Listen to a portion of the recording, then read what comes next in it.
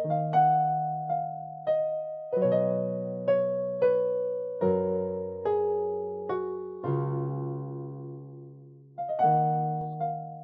parable of the day, Luke chapter 10. The parable of the Good Samaritan. The parable teaches that genuine love for God is demonstrated through costly compassion toward people. Genuine love for God is demonstrated through costly compassion toward people, even across barriers of religion, across barriers of tribe, class, and status. Genuine love for God is demonstrated through costly compassion toward people across all barriers. So let's get into the story, and we will see some of these characters that are in this story one by one. The traveling man, the priest, the Levite, and the Samaritan, and see what we learn from this story. Number one is the traveling man. This man was traveling from where to where? Yeah. He was traveling from where to where? Jerusalem to Jericho. So it happens that Jericho was you remember this place is a desert, but Jericho had kind of an oasis. There was an oasis in Jericho, and so that attracted people there. And as you know, where people are, many, business just booms around there. Here in Kenya, whenever we have a college around somewhere, business just booms. To these people, it was an oasis. Business booms there, and Jericho attracted people of all sorts, especially merchants who are going in to supply goods to this city, to this town called Jericho. They would transport supplies every now and then from Jerusalem to Jericho. Remember, Jerusalem is the big city. They would transport supplies from Jerusalem to Jericho. It was an oasis. Maybe they were growing some things around there, so things from Jericho to Jerusalem and wherever else. So this was a busy street. It was about 27 kilometers, by the way. That's why this man needs a donkey. It was about 27 kilometers. And as you would know, such a stretch, would also attract not just business people and other people around, but also thieves and bandits. So also this stretch, this road from Jerusalem to Jericho, Jericho to Jerusalem, had caves and hills and such kind of things. And so people would hide around there. So bandits and thieves and robbers would hide and attack people as they are moving from or to Jericho. So that's what happens to this innocent man. Probably was a business person, maybe taking some supplies to Jericho. That's why they robbed him. It could be just another commoner in Jericho, but he happened to be robbed. So these were things that were happening in the days of Jesus. So these guys would relate like this. They knew that is a dangerous stretch. Just like we know some areas we don't go at night. There are some streets here that you don't just go around, especially when there's darkness. So that stretch was the same thing there. And so these people would relate to this parable. These people would very, very well relate to what Jesus was saying, and especially to the illustration that he is giving. So the man is beaten up. He stripped him of his clothes. They took away his clothes. They beat him up and left him half dead beside the road. Yeah, it's quite sad, right? Yeah. They strip him of his clothes. There's no need of taking the clothes. I mean, you've taken everything else. But this is what happens to this poor man, to this man here traveling. The second person we see is the priest. The priest is someone who was working in the temple. Actually, I think the highest office in the temple, offering sacrifices, taking care of the temple and such things, leading worship in Jerusalem. So probably the priest is actually coming from Jerusalem, from the temple. He's coming from the temple. Maybe he lives in Jericho. I don't think the priest was making business, was doing business. He was maybe his home was in Jericho. And so he's traveling home probably from the temple. Maybe that day he had actually offered sacrifices. That particular day. But it is important to see that word by chance. Tell your neighbor by chance. See that word there? Those two words, by chance, they are there to create a sense of hope, by chance, a sense of hope. At least this man maybe will find some help. Okay? This man, he won't die. Because what? Because a priest is coming by. So by chance, there speaks of a sense of hope for the robbed and injured man. That help is finally coming. Help is finally here. So he's been stripped off. He's been robbed of everything. He's been beaten up. He's actually half dead. But by chance, a priest is coming. Unfortunately, the coming of the priest would not help the man at all, as you would know from this parable. The priest, I've just told you what he does in the temple. And so this is a man who should actually be compassionate to others. This is a man who should be able to be merciful and help a person who is half dead.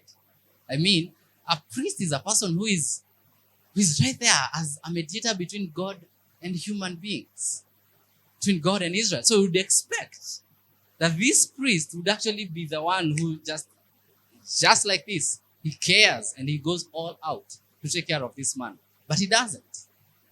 He saw the injured man and passed by on the other side. Because he was a priest, maybe he didn't want this man to die on his hands. Maybe he actually thought he's dead or something. And according to the Mosaic laws, if a priest came into contact with a corpse, a dead person, he would be defiled. And so he would go weeks and weeks through a process of cleansing, And so this priest maybe is like, hey, my job is too important. I don't have weeks to spare going through the cleansing. And so he sees this man and he walks away. The third person is who? Is the third person? The Levite. NLT calls him the temple assistant. It's good because it now tells us, it describes the job a Levite was doing. The Levite was kind of working together with the priest. He was actually under the priest. And his work was to teach, to help the priest in any way, in taking care of the temple activities. So here, we are still on the by chance. By chance, the priest has not helped. So maybe the Levite would? Yeah. So the Levite also serves in the temple. Probably is also coming from the temple. Maybe hata walikuwa wanafuatana. Yeah? Maybe hata walikuwa wanafuatana. The priest was just a few steps ahead. Probably. He was probably going home after serving in the temple that day. And like the priest, he came closer. The Levite kind of came closer to the injured man, looked at him, and then crossed over to the other side and walked away. At hana weeks za kuspare for cleansing. He'll not interact. Maybe he was tired that day. Tumurumia to excuse. He was coming from the temple. Again, we expect this man, the Levite, to be compassionate, to just go ahead and help out this man, to have mercy on the man who is about to die. Yeah. But he walks over on the other side and walked away. So I think the Levite saw that this man was half dead. The Levite probably confirmed that the man is actually not completely dead. But he walked over to the other side and walked away. Let's keep going. But a certain Samaritan. That but there also is very important. The first two words were by chance, because we are expecting there is some hope now, because the priest, luckily the priest is going home at such a time when the man is just about to die, and maybe the man will be saved, but he doesn't. The Levite should. But this word here, but, is also important because this word will emphasize the contrast between the Samaritan and the religious leaders who have just passed by. Begins with a but. The story of the Samaritan, this character, the Samaritan, begins with a but to emphasize that contrast, that difference between the religious leaders and the Samaritan. So, of course, we know the religious leaders. We have an expectation on religious leaders. They should just be compassionate and merciful and help. But why are we contrasting them with a Samaritan? So let me give you some background. Why a Samaritan? First of all, Samaritans were hated by the Jews and considered racial half-breeds, unworthy of any respect. In that day, the Jews really despised the Samaritans. They really despised the Samaritans. There was a lot of tension between Jews and the Samaritans. And this goes way back to 723 BC, during the time of exile. So the Assyrians, we have gone to the Old Testament, okay? Come with me. So the Assyrians come and take captive some of the Israelites to their land. And they also deport some of the Assyrians to Israel. So you have a few remaining Israelites, and then some Assyrians have been sent to the land. And so these two groups of people intermarry. And that's what gives us the Samaritans. So that intermarriage between the Jews, between Israelites, Jews, and Assyrians is what brings forth the Samaritans. And so these guys were half Jew and half Assyrian. And so they were regarded as unclean, even according to the Jewish customs. They were not Jews, they are not Assyrians. So their blood is mixed. That's why they use that bad language, half-breeds. I'm not sure that word should be used for human beings, to describe human beings. But that's how Jews would describe the Samaritans. They are half-breeds. They are not Assyrians, they are not Jews, they are somewhere in there. And so kulikuwa na uhasama katikati ya Jews na Samaritans because of that. Remember, the Jews were very serious about their customs and about who they call clean and who they don't call clean. That's why we said last time that people who they didn't consider neighbors are people who are not part of their covenant community, people who are not Jews, and people who are not obeying the law. So the Samaritans just began living by themselves. They lived by themselves, and the area was called Samaria, named after their name, after their identity as Samaritans. And this was serious. This tension between Jews and the Samaritans was so serious, was very serious. They actually avoided one another. A good place to see this tension is John chapter 4, the interaction between Jesus and the Samaritan woman, the woman at the well. There were no interactions between Jews and Samaritans. Actually, that's what the woman is telling Jesus. We don't do business. We don't talk. We don't interact. Actually, do you know, there was a shorter route from Judea to Galilee that was passing through Samaria, so Sychar, where that woman was, is a town within Samaria. It was a shorter route from Judea to Galilee. But Jews would go around the longer routes so that they don't get into that place. So it's very radical when Jesus goes through Samaria and goes through Sychar, where he's meeting this woman. It's very radical. Jews wouldn't do that. They were not interacting with these people.